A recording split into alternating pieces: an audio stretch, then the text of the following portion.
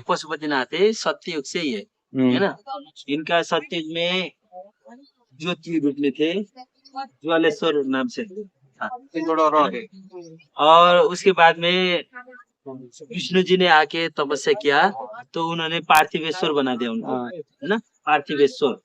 और सत्य तीर्थ द्वापर युग में जब कृष्ण यदुवंशी, कृष्ण के जो शाखा लोग भाई बहन लोग थे वो गोपाल लोग थे, गौ चराते हुए इधर आए थे, है ना।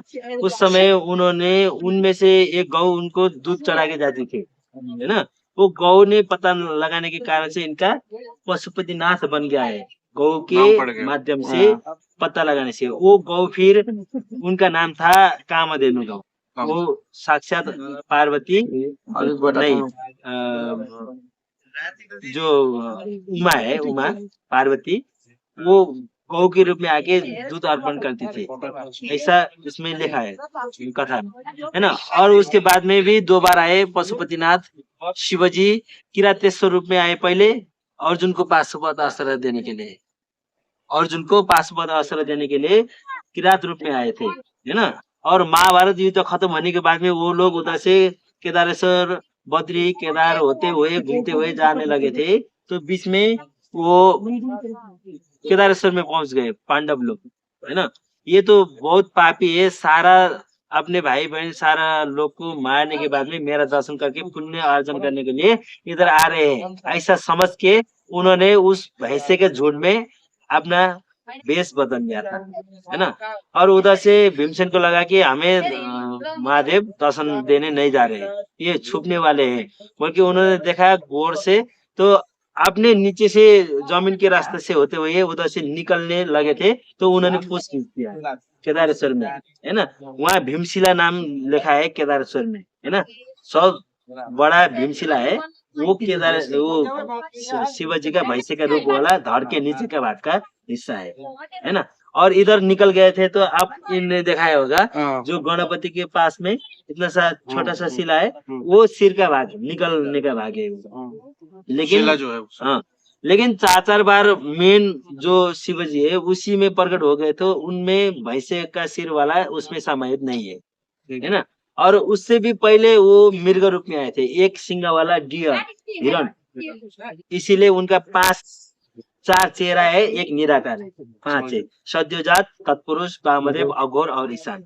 एक चेहरा का दर्शन से एक धाम का दर्शन का फल प्राप्त आदमी का, और एक चेहरा का दर्शन से 3 ज्योतिर्लिंग में से 3 ज्योतिर्लिंग का दर्शन का फल प्राप्त, ऐसा स्कंद पुराण और पशुपति महात्म्य में पाया गया है। और जो ये मंदिर है ये प्रचंड देव के पाला में बनाया गया था, पहला छोटा वाला मंदिर बनाया गया था। तो उसमें नेपाल में 4 इतने सारे विशाल भूकंप गए, अर्थक्वेक गया है, तो उनमें वो गिर गया था, तो उन्होंने फिर बाहर से लगाने वाला प्रताप मल्ल, उसके 100-200 वर्ष बाद में प्रताप मल्ल दूसरा राजा था, उसने प्रचंड का चचेरा भाई, क्या बोले, चचेरा भाई, भाई का भाई, उनका उसका बेटा, हाँ, उसमें 3 पुस्ता वाला, 3 पुस्ता के बाद में, तीसरे पुस्ता के बाद में उसने बनाया। तो दक्षिण भाग में जो है फेस अघोर रूप, है ना, उसके सामने वाला घर कहीं भी नहीं बना सकते थे, मिर्गी रोग आगे आदमी मर जाते थे, है ना। उन्होंने सपना में, वो तांत्रिक भी था, जो प्रताप मल्ल तांत्रिक था, 17 भाषा का ज्ञान था उसे, है ना, और तंत्र विद्या में भी निपुण था।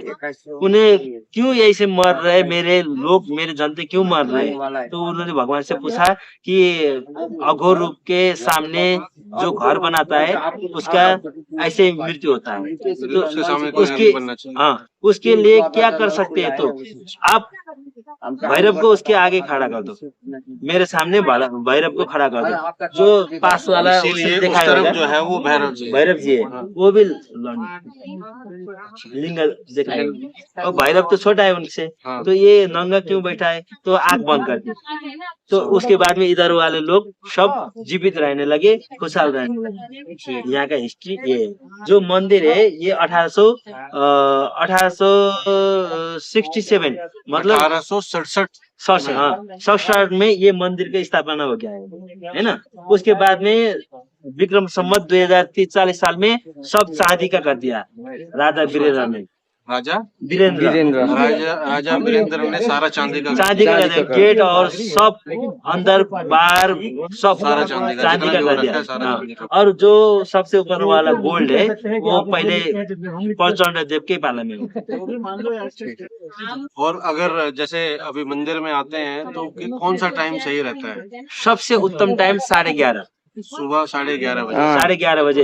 उसमें आप पर्ची बना के भी स्पेशल दर्शन कर सकते हैं और उधर पर्ची के भी उसके 15 मिनट बाद में सब लोग के लिए खुला कर देते हैं यहाँ का ट्रस्ट की तरफ से।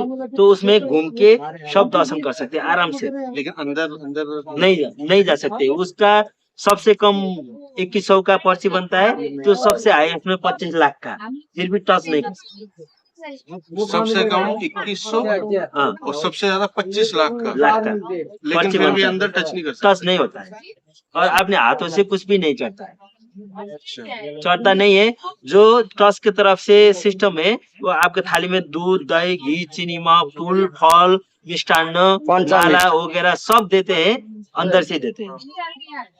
बाहर से लाया हुआ कुछ भी नहीं चढ़ता है तो स्पेशल माला चढ़ता है शिव जी के लिए। स्पेशल माला लेके आए हैं तो माला चढ़ता है।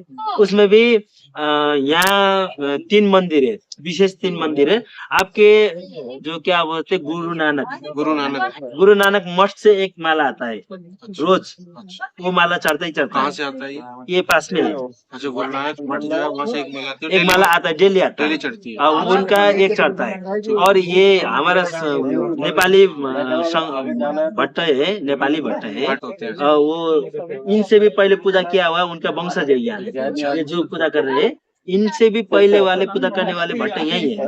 अगर उनके गैर हाजिरी में ये पूजा अभी भी कर सकते हैं, है ना। लेकिन ये जो 4 भट्ट है सिंगारी मठ से, आपका शंकराचार्य सिंगारी मठ है ना, उनमें से 4 चूज होके आते, एक चेहरे का एक पुजारी है अंदर, 4 पुजारी अच्छा, जैसे जितने चेहरे हैं उतने पुजारी है।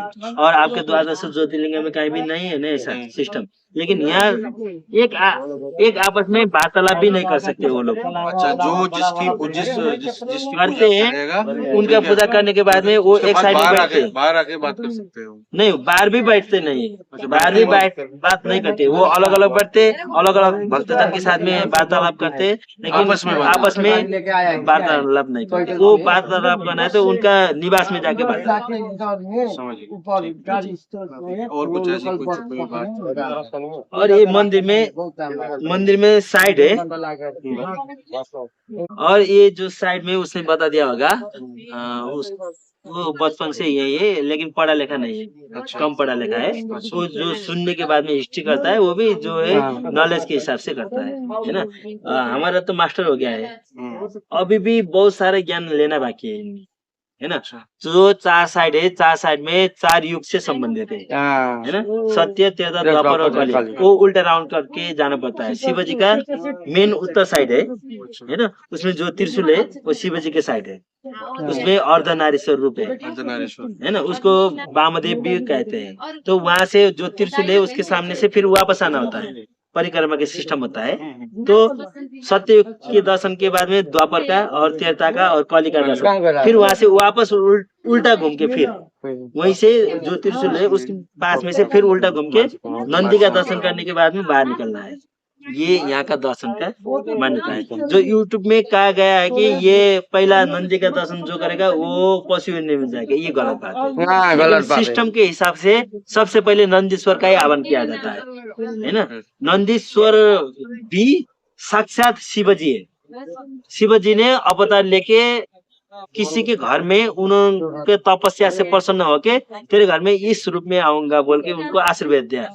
तो वो स्वयं शिवजी माने जाते हैं नंदी को, और नंदी का परमिशन बिना मंदिर के अंदर जाके शिवजी का दर्शन करने से कुछ भी फल नहीं लगता, नहीं मिलता। बस ठीक है, थैंक यू।